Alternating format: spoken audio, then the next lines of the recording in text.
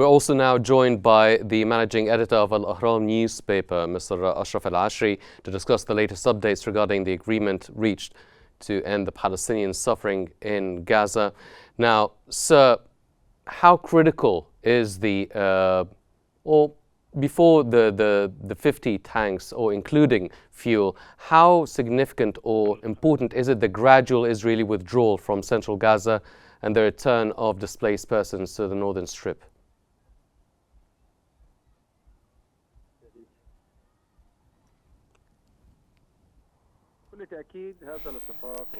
This agreement could be the best solution provided since the Al-Aqsa flood operation heading to the Israeli territories that contains several negotiations over the past 10 months.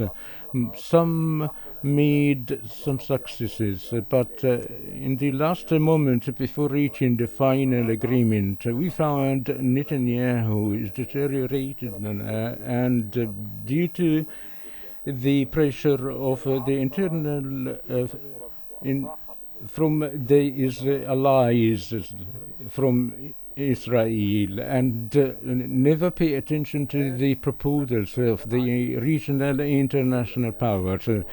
Now, through the Egyptian mediators, along with the US mediators that provided approachment and proposals that played a great role to remove several obstacles.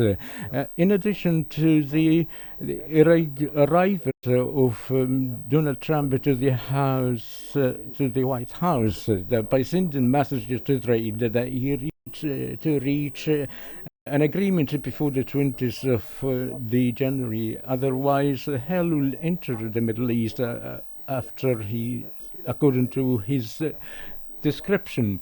Hamas provided flexible negotiations, and Netanyahu in the past week succeeded, or the U.S. envoy succeeded to practice pressure on Netanyahu, and that made an agreement of 3 phases, each phase of 42 days.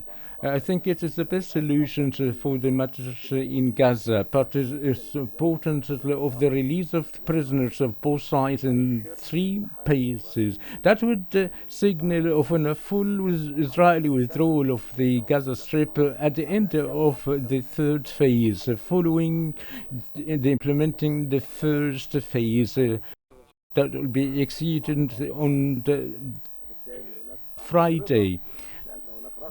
There is a desire of stopping the genocide war against the Palestinians due to the vicious Israeli practices by the Israeli occupation.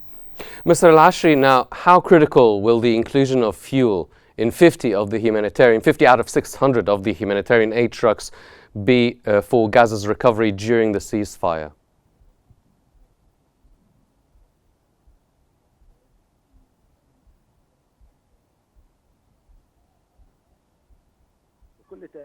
Certainly, it is a great positive step that the Egyptian moderator, with the assistance of Qatar and used to save the matters in the Gaza Strip. 15 months of the vicious aggression of no food, no heaters, no operated hospitals, and in the very harsh winter, many neonatal babies killed. So the entry of 600 of food and medical shipments, including the fuel shipments, will play a great role to regain a part of life to the people in Gaza, to operate the hospitals and the bakeries, and the electricity within hospitals have been halted due to the aggressions of Israeli forces. Particularly, these shipments will reach to 600 on daily basis.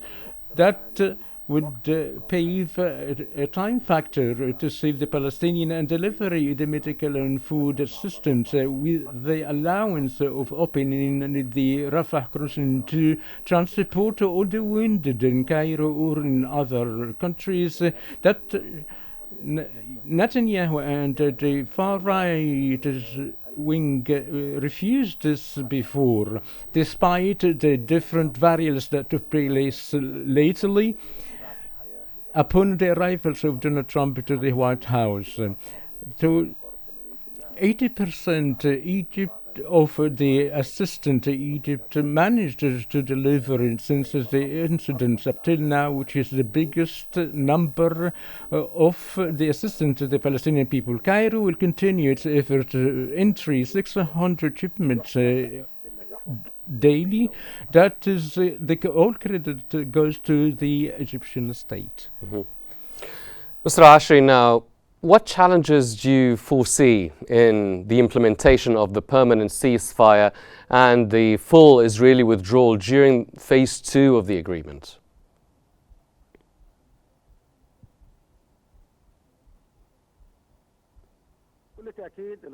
Certainly, each phase of 40 days, and each step is determined by a date and a timetable. And I think there is a consensus between Hamas and Israel. They guarantee Egypt, Qatar, and USA.